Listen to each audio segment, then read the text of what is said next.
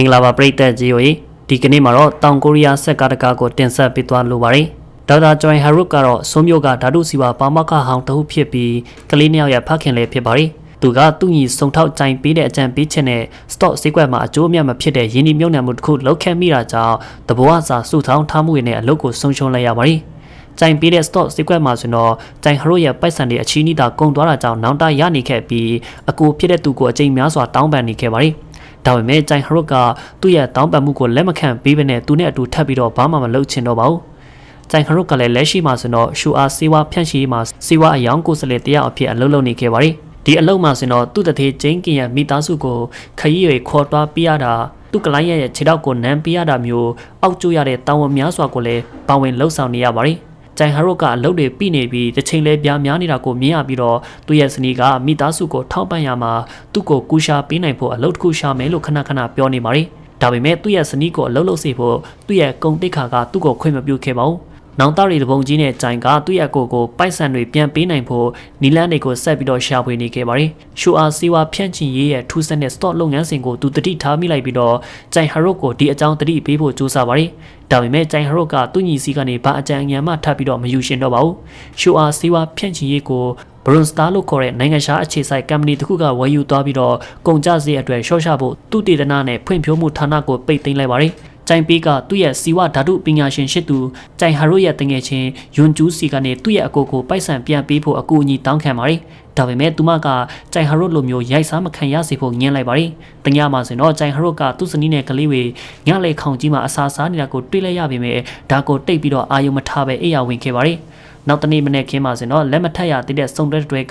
ကဟမ်မြက်အထဲမှာပေါ်လို့ပေါ်နေတဲ့မျိုးသားတယောက်ရဲ့အလောင်းတလောင်းကိုတွေ့ရှိခဲ့ကြပြီးရဲကိုအကြောင်းကြားခဲ့ပါတယ်။အလောင်းကတော့အယိုးပေါ်အရေးတင်အခြေအနေဖြစ်နေတာကြောင့်ဒါရီကိုတွေ့ရပြီးတဲ့နောက်သူတို့စုံတွဲကလည်းအထိတ်တလန့်ဖြစ်နေရပါတယ်။တစုံတယောက်အယိုးပေါ်အရေးတင်ဖြစ်ဖို့ကအချိန်တစ်ခုကြာတတ်ပြီးတော့ဒီအမျိုးသမီးကတော့တမနဲ့ခင်းမှာပဲသူမပျောက်နေတယ်ဆိုတာကိုမသိရခင်မနေ့ကမှမိသားစုနဲ့အတူရှိနေသေးခဲ့ကသူမခင်မွန်းနဲ့အတူအိယာဝင်ခဲ့သေးတာကြောင့်စုံစမ်းစစ်ဆေးရေးတွေကဗဟေတိဖြစ်နေခဲ့ရပါတယ်။ရဲတွေကလည်းစိုးမျိုးတစ်ချောင်းမြင့်ချောင်းပြင်လေရေရှိရာနေရာအသီးသီးမှာဒီလိုခက်စဉ်အခြေအနေတွေနဲ့အလောင်းများစွာကိုပို့ပြီးတွေးရှိလာကြပြီးတော့သတင်းမီဒီယာတွေနဲ့ပြည်သူလူထုတွေကိုတွေးယူတွေးတန်းတွေဖြစ်စေခဲ့ပါတယ်။ကြိုင်ပေးကိုတရန်သူအခြေအနေတွေစစ်ဆေးဖို့မြောက်ကိုရီးယားနယ်စပ်ကကံဝန်ပြည်နယ်စီတွားရန်တာဝန်ပေးလိုက်ပါတယ်။အဲ့ဒီအချိန်မှာကြိုင်ဟာရုတ်ကတော့ဒါကိုအရေးသိမ့်မဆိုင်နိုင်သေးပဲနဲ့သူ့တထေးကင်နဲ့အစီအစဉ်ဆွဲထားတဲ့ကောက်ရိုက်ကွင်းကိုတွားနေရပါတယ်။ကောက်ရိုက်ကွင်းမှာဆိုတော့ကင်ကရေတပူးပြီးတပူးအငမ်းမရတောက်နေခဲ့ပါတယ်။ကြိုင်ဟရိုနဲ့သူ့ရဲ့လှုပ်ဖို့ကင်ဖက်တွေကဒီအချက်ကိုတိတ်တွေးမနေကြဘဲနဲ့နောက်ဆုံးမှာပဲကင်ကရေကန်ကိုပြီးသွားခဲ့ပြီးမမြင်နိုင်တဲ့အားတစ်ခုကသူ့ကိုဒီလိုလုံနေစီတလိုမျိုးနဲ့ရေအထဲခုန်ချသွားပါတယ်။ကြိုင်ဟရိုကလည်းတထေးကိုကဲဖို့ကြိုးစားပေမဲ့မအောင်မြင်ခဲ့ပဲတခြားသောအရှိကအလောင်းတွေလိုပဲတိတ်မကြခင်မှာကင်ရဲ့ခန္ဓာကိုယ်ကလည်းအယိုးပေါ်အရေးတင်ဖြစ်သွားရပါတယ်။သူ့ရဲ့တထေးဝမ်းထဲဖွဲ့တိတ်ဆုံးသွားပြီးတဲ့နောက်ကြိုင်ဟာရိုကလည်းအင်ကိုနောက်ကျမှပြန်ရောက်လာခဲ့ပြီးတော့သူ့မိသားစုဒီနေ့အတိုင်းရေဝေကိုအလောတကြီးနဲ့တောက်နေကြတာကိုတွေ့လိုက်ရပါတယ်။နောက်ရက်မှာဆိုတော့နိုင်ငံအတွင်းမှာအလောင်းများစွာစုပုံလာခဲ့ပြီးနောက်ဆုံးမှာဆိုတော့ကိုရီးယားအစိုးရကဒါကိုအာရုံစိုက်လာခဲ့ပါတယ်။တည်ဆုံးသွားရတဲ့သူတွေကရုပ်ပိုင်းဆိုင်ရာယောဂလက္ခဏာတွေဘာမှမပြပြမဲ့လေရေအထက်ခုန်ချလိုက်တာနဲ့ဆက်စုပ်ဖွယ်အခြေအနေတွေဖြစ်သွားခဲ့ရတာကြောင့်ရုပ်တရက်တည်ဆုံးမှုတွေရဲ့အကြောင်းရင်းကိုနားလည်နိုင်ဖို့အာနာပိုင်အရာရှိတွေအနေနဲ့ကလည်းခက်ခဲနေခဲ့ပါတယ်။တအိမ်မှာဆိုတော့အာနာပိုင်တွေကလူတယောက်သူ့ရဲ့ရေစိမ်ကန်အထဲမှာတည်နေတာကိုတွေ့ရပြီးသူ့ရဲ့အလောင်းဘေးမှာလည်းတေချာမသိနိုင်တဲ့တီကောင်လိုတက်သွားတွေတွားနေတာတွေ့နေရပါတယ်။ကျမ်းမာရေးဝန်ကြီးဌာနကအရာရှိတွေဟာဒီအကောင့်တွေကိုစစ်ဆေးကြည့်ခဲ့ပြီးတော့ပုံမှန်အားဖြင့်ဆိုရင်တော့အင်းဆက်ပိုးကောင်တွေမှာနေတတ်တဲ့ကပ်ပါမြင်းမီးဆန်တွားထွားတက်သွားပြီလို့ဆုံးဖြတ်ခဲ့ကြပါတယ်။ဒီတက်သွားတွေကလူသားခန္ဓာကိုယ်ကိုကူးဆက်စေနိုင်တဲ့ပုံစံအသစ်တစ်မျိုးအဖြစ်တတိပြောင်းလာတဲ့ပုံပေါ်နေပါတယ်။ရေဝေအထဲခုန်ချပြီးတဲ့နောက်တားကောင်တွေရဲ့အတွင်အပြင်ရုတ်တရက်ပြောင်းလဲတွားမှုကရေအတွက်လက်ခံကိုတွေကိုပယ်ခွာသွားတဲ့ကပ်ပါကောင်တွေကြောင့်ဖြစ်သွားတယ်လို့သိလိုက်ရပါတယ်။ဒီတွားထွားကောင်တွေကလူတွေရဲ့အုံနောက်ကိုထိန်းချုပ်နိုင်တာကြောင့်ကူးဆက်ခံရတဲ့သူတွေဟာတင့်တင့်တဲ့ခန္ဓာကိုယ်အလေးအချိန်တိုးလာမှုမရှိဘဲနဲ့အလွန်အမင်းဆာလောင်နေတဲ့ယောဂလက္ခဏာကိုပြသကြတာပဲဖြစ်ပါတယ်။တုတ်ကောင်တွေဟာအရွယ်ရောက်လာပြီးတော့မျိုးပွားဖို့အဆင်သင့်ဖြစ်တဲ့အခါမှာကူးဆက်ခံလူတွေကအလွန်အမင်းရေဆာလောင်မှုကိုခံစားလိုက်ရပြီးတော့ဒါကြောင့်ပဲရေအထဲကိုခုန်ဆင်းကြပြီ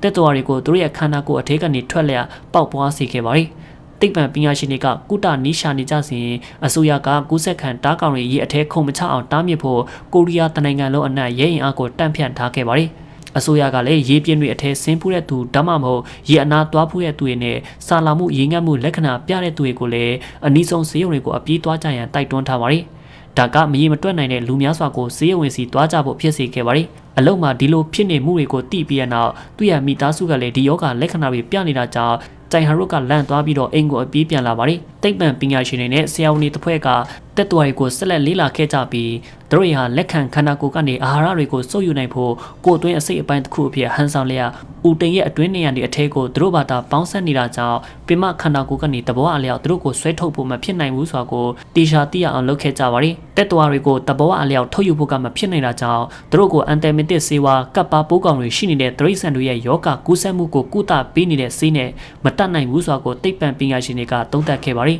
်တိတ်ပံပညာရှင်တွေကတက်တော်ကပ်ပါကောင်တွေအပေါ်အန်တမင်တစ်ဆေးရဲ့အကျိုးတရားမှုကိုစမ်းသပ်ဖို့လူနာတစ်ဖက်ကိုစုစည်းထားရှိခဲ့ပါတယ်ယွန်ကျူးကလူချင်းဝက်နဲ့မကန့်ညီမှာကိုစိတ်ပူခဲ့ပေမဲ့သူမရဲ့အထက်လူကြီးတွေကတော့ကုသဆေးဝေရှာတွေးဖို့အလွန်အမင်းဖိအားပေးခံနေရတာကြောင့်တိတ်ပြီးတော့ကျူးမဆိုင်ခဲ့ပါဘူးအန်တမင်တစ်ဆေးအကြောင်းသတင်းတွေထွက်လာခဲ့ပြီးလူတွေကလည်းဒီဆေးကိုရရှိဖို့စိတ်ဆိုင်တွေမှာစုပြုံနေကြပါတယ်ပြဿနာကပိုဆိုးလာခဲ့ပြီးတော့အန်တမင်တစ်ဆေးဘယ်အမျိုးအစားကိုပဲတုံတကယ်ကတော့မချိမဆက်နာကျင်မှုကိုဖြစ်စေပြီးတော့နောက်ဆုံးသေဆုံးရတယ်ဆိုတာကိုတွေ့ရှိခဲ့ရပါတယ်အစိုးရကနောက်ဆုံးမှာဆိုတော့ယောဂါတွေကိုကုသဖို့အန်တမင်တစ်ဆေးဝါးတွေမတုံးကြရနိုင်ငံသားတွေကိုအကြံပြုတဲ့ကြုံရံချက်တစ်စောင်ကိုထုတ်လိုက်ပါတယ်ကံဝင်ရွာသွေးမှာဆိုတော့အချိုင်းပေးကဒေတာအတွင်းဆေးရုံတစ်ခုမှာယောဂကူးစက်မှုအတွက်ကိုအပြစ်တင်ရင်ငိုနေတဲ့ရွာသူကြီးကိုတွေ့ခဲ့ရပါတယ်။ချိုင်းပေးကသူကိုယ်တိုင်ရှင်းပြပေးရန်ပြောတဲ့အခါမှာတော့ရွာသူကြီးကလည်းຫນွေဦးကာလကဆန်းချောင်းအထက်ကိုခွေးတွေလာလွတ်တဲ့သစိမ်းတချို့ကိုသူမြင်ခဲ့တယ်လို့ထုတ်ပြောလာခဲ့ပါတယ်။အဲ့ဒီအချိန်မှာဆိုတော့ဒစိမ်းတွေကနာမကျန်းတဲ့သူတို့ရဲ့ခွေးတွေကိုရှင်းထုတ်ဖို့စူးစမ်းတာပဲလို့သူကတွေးလိုက်ပြီးတော့တိတ်ပြီးတော့အလေးအနက်မထားခဲ့ပါဘူး။ရွာကခရီးသွားဧည့်သည်တွေလာတဲ့ရာတီရောက်ဖို့ရက်ပိုင်းသာလိုတော့ပြီးတော့ရွာသူကြီးကလည်းတနစ်တာဝင်ငွေကိုမထိခိုက်စေချင်တာကြောင့်အာနာပိုင်တွေကိုသူတည်င်းမပေးခဲ့ပဲနဲ့ခွေးအတီကအလောင်းတွေကိုဆဲကသူ့ဘတာသူပဲတောင်ပေါ်မှာသွားပြီးတော့မြုံနှံခဲ့ပါတယ်ပိတ်ရကာလာရောက်လာခဲ့ပြီးတော့ခရီးသွားတွေကရွာကိုအပြုံလိုက်လာလေခဲ့ကြပေမဲ့ဘာမှဖြစ်မလာခဲ့သေးပါဘူး။လက်အနေငယ်ကုံဆုံးလာခဲ့ပြီးစမ်းချောင်းအနားမှာအလောင်းတွေကိုစပြီးတော့တွေ့ရှိလာခဲ့ပါတယ်။ဂျိုင်ပေကသူ့အကိုရဲ့မိသားစုအကြောင်းကိုလည်းတိလိုက်ရပေမဲ့သူ့အလုတ်တာဝန်ကြောင့်စီယုံကသူတို့ဘေးမှာရှိမနေနိုင်ခဲ့ပါဘူး။တည်ဆုံမှုပေါင်းများစွာဖြစ်လာခဲ့ပြီးနောက်တစ်ချိန်မှာဆိုတော့လူနာတယောက်ကဝင်တာဆိုးလို့ခေါ်တဲ့တီချာဆေးတစ်မျိုးကိုသူ့ရဲ့အိမ်မှာတောက်ရင်းနဲ့ပျောက်လာတာကိုပါပြောလာခဲ့ပါတယ်။စေဝါစမ်းသပ်မှုတွေကလည်းတတိပြောင်းမြင်းဆန်မွေးကပ်ပါကောင်တွေရဲ့ဆဲဝေတည်ဆုံမှုကိုအတည်ပြုခဲ့ကြပါတယ်။ဒီသတင်းကလည်းတော်မီလိုပဲဟုံတောင်ပြန့်နှံ့သွားခဲ့ပြီးတော့တနိုင်ငံလုံးကလည်းဈေးကိုရရှိနိုင်ဖို့အယူအမှုဖြစ်နေကြပါတယ်။အဲ့ဒီနောက်မှာဆိုတော့ကျိုင်ဟာတို့အလုံးလုံးနေတဲ့ရှူအာစေဝါဖြန့်ချီရဲ့ကမ္ပဏီကသ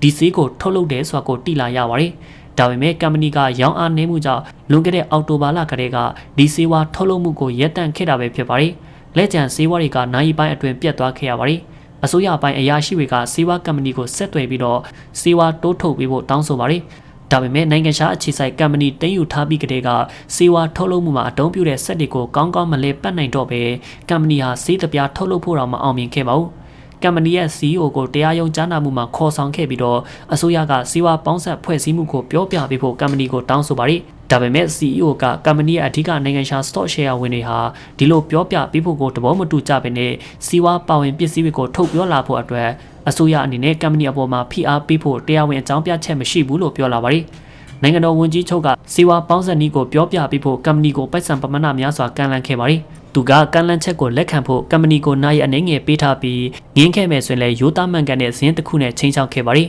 ။ကမ္ပဏီကအစိုးရရဲ့ကန်လန့်ချက်ကိုအချိန်ယူစဉ်းစားနေတာကြောင့်လူတွေဟာလက်ထဲဆေးရောက်ဖို့အတဲတန်ဖြစ်နေကြပါတယ်။တိုင်ဟာတို့ကလည်းနောက်ဆုံးကြံတဲ့ဆေးဝေကိုရဖို့ရှိုအာကသူ့ရဲ့ဆက်အတွေ့တွေကိုအကူအညီတောင်းခဲ့ပါတယ်။ဒါပေမဲ့ကမ္ပဏီအပြင်ဘက်ကလူအုပ်ကြီးဟာရှားပါနေတဲ့စီးနဲ့ထွက်လာတဲ့တုကိုမြင်လိုက်တဲ့အခါမှာတော့သူ့စီကနေဆေးဝေကိုလူယူသွားခဲ့ပါတယ်။တိုင်ဟာတို့ကယူကျုံမရဖြစ်နေပြီးတော့သူ့ရဲ့လှုပ်ဖို့ကိုင်ဖက်ကသူ့ကိုနင်းသိပ်ပေးပါတယ်။တိုင်ဟာတို့ရဲ့လှုပ်ဖို့ကိုင်ဖက်ဟာစီဝါထုတ်လုပ်မှုမရက်သွားခင်ရှိုအာကစီးကွက်အထက်ကိုဒီဆေးပူပေါင်းတသိန်းသွင်းခဲ့ပြီးတော့တပူးစီမှာဆေးလေးချိန်တောင်ပမာဏပါဝင်တယ်လို့ပြောပြပါတယ်။ဆေးကိုအသုံးပြုနိုင်ကြောင်းကြီးညာပြီးနိုင်ပိုင်းလေးအတွင်းမှာဆေးအလုံးပေါင်း၄သိန်းကုန်သွားတော့ကိုဂျိုဟာရိုအနေနဲ့မယုံနိုင်ဖြစ်နေခဲ့ပါတယ်။သူ့ရဲ့လှုပ်ဖို့ကိုင်ဖက်ကဆေးကွက်မှာဆေးတွေကိုထပ်ပြီးတော့မဖြန့်ရှိလောက်တော့ဘူးလို့ထင်ကြေးပေးပါတယ်။ဒီအချိန်မှာဆိုတော့ဂျိုင်ပေးကလည်းရှိုအာရဲ့တမတ်မကြတဲ့ stock လုပ်ငန်းစဉ်ကိုထပ်ပြီးတော့ပြန်စစ်ဆေးကြည့်နေခဲ့ပါတယ်။သူကလိမ့်စာမပါတဲ့လူအနေငယ်ဟာကမ္ပဏီရဲ့ stock တွေအားလုံးကိုကမ္ပဏီမှာဘာအကျိုးမြတ်မှတော့မပေါ်ခဲ့တဲ့အချိန်လွန်ခဲ့တဲ့လအနေငယ်ကဝယ်ယူသွားခဲ့တယ်ဆိုတာကိုသိလိုက်ရပါတယ်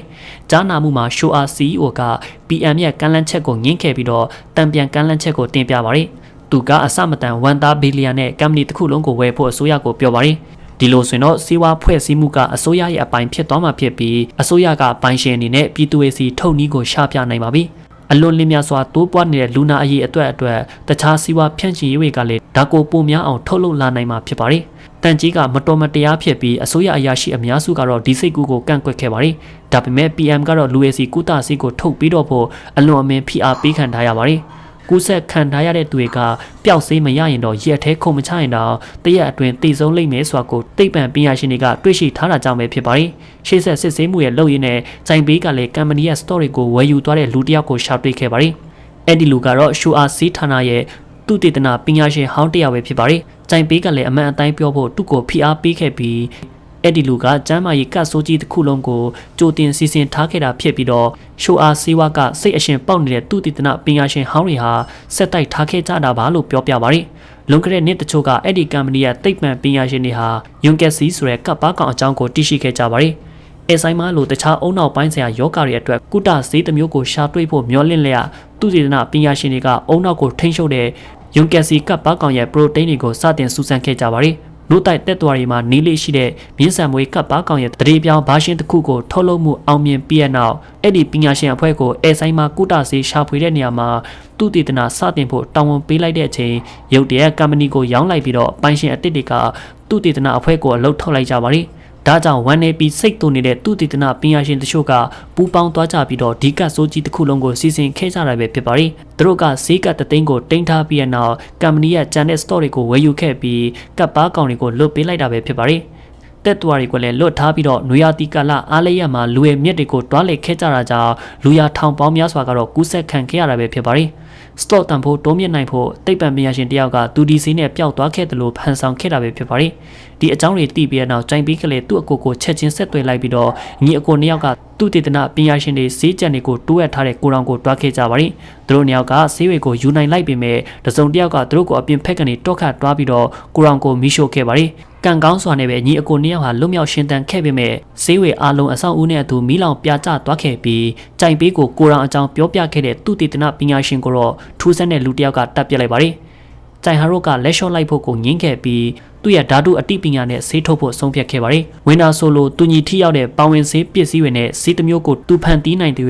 ဝင်းနာဆိုမလို့ပဲသူ့ရဲ့မိသားစုကိုသူကုသပေးနိုင်တင်ပါတယ်။သူ့ရဲ့အစီအစဉ်မှာယွန်ကျူးကတခြားစီးပွားကုမ္ပဏီတွေကိုရှော့ဆွဲထားပါတယ်။ကြိုင်ပေးရလုပ်ဖို့ကင်ဖက်တွေကကလိန်ကကြစ်ကြတဲ့စီးပွားကုမ္ပဏီကိုဆက်လက်စူးစမ်းနေဆဲဖြစ်ပြီးတော့အသက်ခံလိုက်ရတဲ့သူတည်တနာပညာရှင်ဟာတကယ်တော့သူတည်တနာအဖွဲ့ခေါင်းဆောင် CEO ရဲ့အရင်းနှီးဆုံးတငယ်ချင်းတစ်ယောက်ဖြစ်တယ်ဆိုတာကိုသိလိုက်ရပါတယ်။တခြားသောသူတည်တနာပညာရှင်တွေကနိုင်ငံအတွင်းကနေထွက်ပြေးသွားကြပြီးဖြစ်ကအသက်ခံလိုက်ရတဲ့အဖွဲ့ခေါင်းဆောင်ကလည်းကိုရောင်ထဲကစီးပွားတွေကိုအမြင့်ဖြတ်ရှင်းထုတ်ပြီးရင်တော့ထွက်ပြေးတော့မယ်လို့စီစဉ်ထားတာပဲဖြစ်ပါတယ်။ကဆိုင်မှုတစ်ခုလုံးကိုဟိုးအရင်ကတည်းက CEO ရဲ့သူတည်တနာပညာရှင်တွေကကြိုတင်အကွက်ချခဲ့တာပဲဖြစ်ပါတယ်။ဒါရီအားလုံးကိုဘာမှမတိတဲ့ဝန်ကြီးချုပ်ကကုမ္ပဏီကိုဝယ်ဖို့ CEO ရဲ့ကမ်းလှမ်းချက်ကိုလက်ခံလိုက်ပါတယ်။ဒါပေမဲ့ PE သဘောတူစာချုပ်ကိုလက်မှတ်ထိုးရမယ့်အချိန်မှာပဲလောက်ကတစ်ခုလုံးကိုသူ့အားအချိန်မီတတိပေးခဲ့ပြီးတော့ CEO ကိုဖမ်းဆီးခဲ့ပါတယ်။ကြိုင်ဟရိုနဲ့တခြားသောစီးပွားကုမ္ပဏီတွေပူးပေါင်းပြီးတော့ထိရောက်တဲ့စီးတစ်မျိုးကိုဂရိုက်ကရိုက်ထုတ်ကြပြီးတော့လူတိုင်းကိုဖြန့်ရှိကူတာပေးပါတယ်။လတချို့ကုံဆုံးလာခဲ့ပြီးကြိုင်ဟရိုနဲ့သူ့ရဲ့မိသားစုကအပန်းဖြေပန်းချံတစ်ခုမှာ